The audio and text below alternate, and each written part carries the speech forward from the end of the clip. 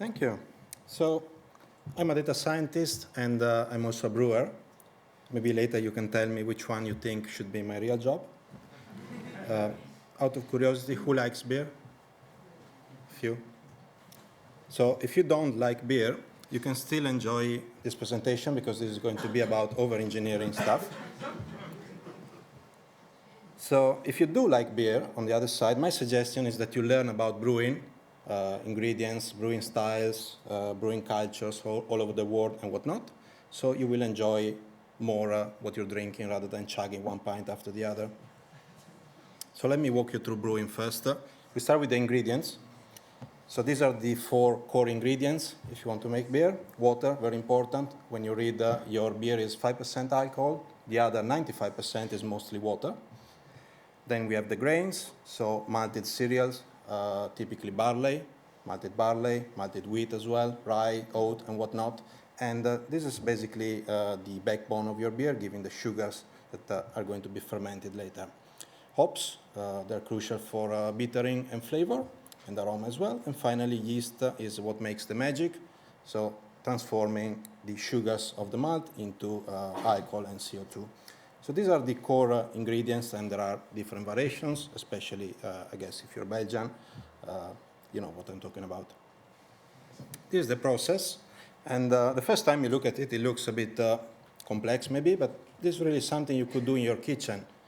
So you start with mashing, which is putting the grains into warm water. You do a bit of a porridge, essentially, and you extract the sugars from there. Then you bring everything to boiling. That's when you add the hops for bittering and for aroma.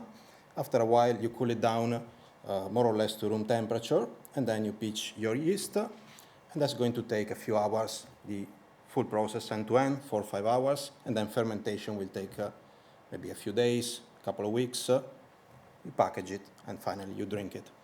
So you have the ingredients, you have the process. What else do you need? Well, you need to put things together with a recipe. This is an example of a recipe. It's a rather complex one. There are a lot of ingredients going on, a lot of different types of grains, a lot of steps, little things to do. But in principle, if I give you this one here and you're a brewer, you should be able to replicate the results. And the results for this one are quite good. So nowadays, I've been doing this for a while, so I feel comfortable in kind of coming up with my own recipes when I'm going for a new beer. But I also like to go online and see, get some inspiration, see what people are using, the kind of ingredients, the kind of different styles that they come up with. And there are a lot of online communities out there. I would say the brewing community online is pretty much open source.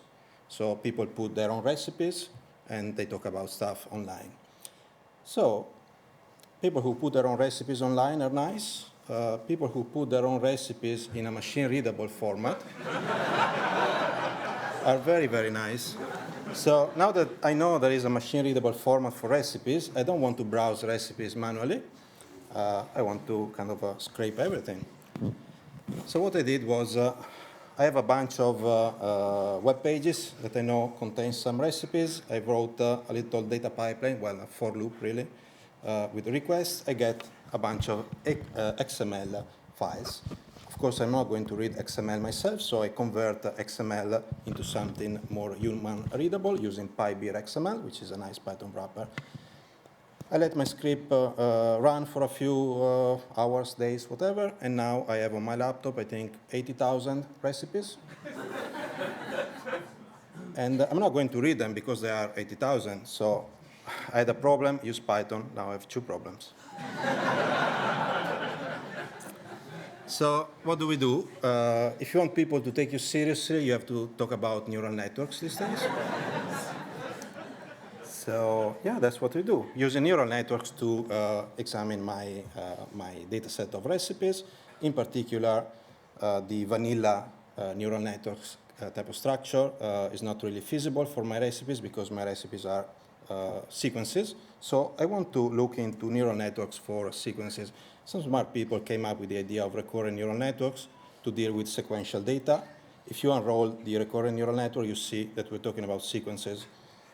And now, because I work especially with natural language processing, and I know clearly that when you have a hammer, everything must be a nail.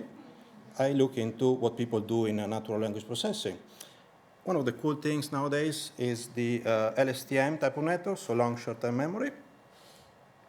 And I run a long short-term memory over my beer recipes. If I want to do it in Python, there's a lot of nice support out there, in particular Keras, very high-level, nice API. So here is just a little snippet of how you can approach the problem with a sequential network, LSTM layers, and whatnot.